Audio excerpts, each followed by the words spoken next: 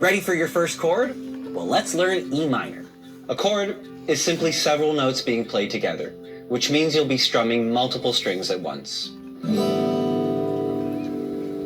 To play E minor, place your middle finger right here on the second fret, just like this. Now, place your ring finger just below your middle finger, also on the second fret. Now finally, let's strum it. So place your strumming thumb on the thickest string and strum all the way down, just like this. In order to get a nice clean sound, try to pay attention to how you place your fingers on the strings. So make sure that you place them close to the metal fret without actually touching it.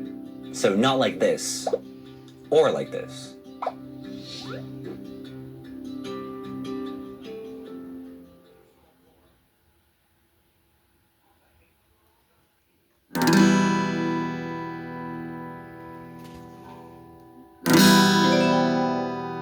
So now let's play the strings one by one and make sure that they all sound just perfect. Now play along with me.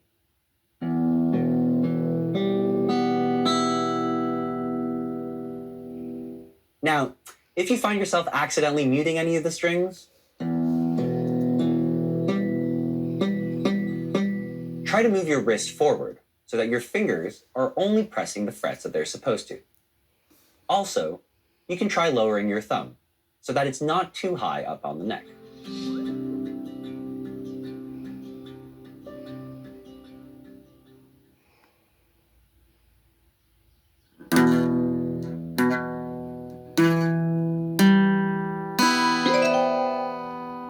If there's a buzzing sound like this,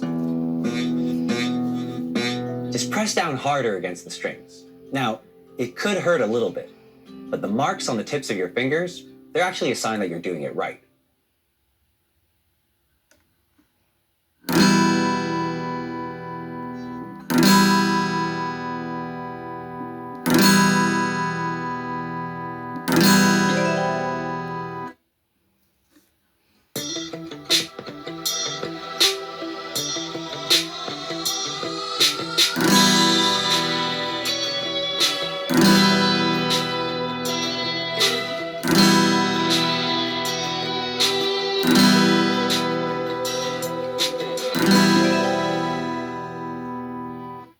The A9 chord has the same shape as E minor.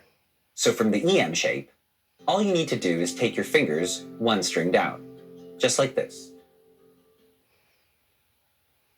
So this is EM, and this is A9. Remember to keep your fingers curled and to press just before the fret. And also, you're going to want to start your strum from string number 5 downwards. So avoid the thickest string, string number 6. Now this is what the chord should sound like.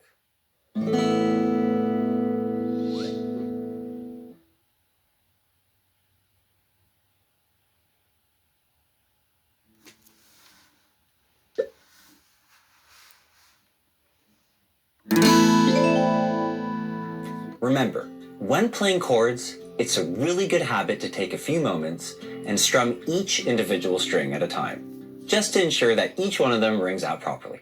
Try playing along with me.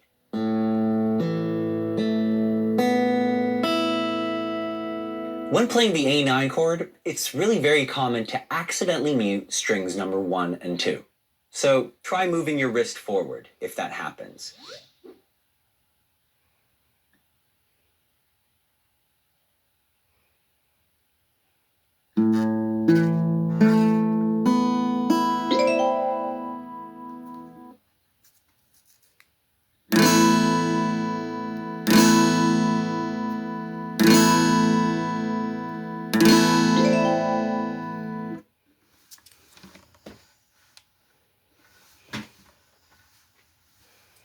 So as we've seen, the E minor and A9 chord, they have the same exact shape. And the only difference is that E minor uses strings 4 and 5, and A9 uses strings 3 and 4, which are just below it. Now switching between the chords, it's really just a matter of moving the chord shape up or down on the strings. Now try to practice moving between the chords without strumming at all, just a few times, like this.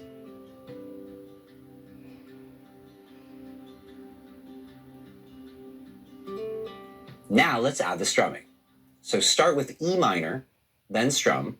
Now switch to A9, then strum. And now back to E minor.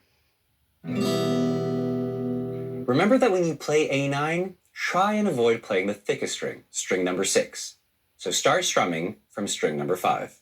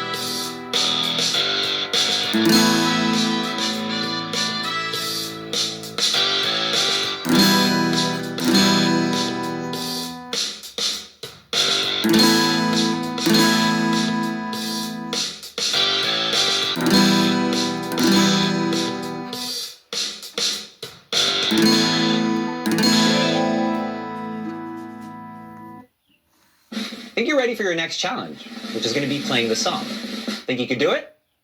You answered yes, right? I mean, I hope you answered yes, because here we go.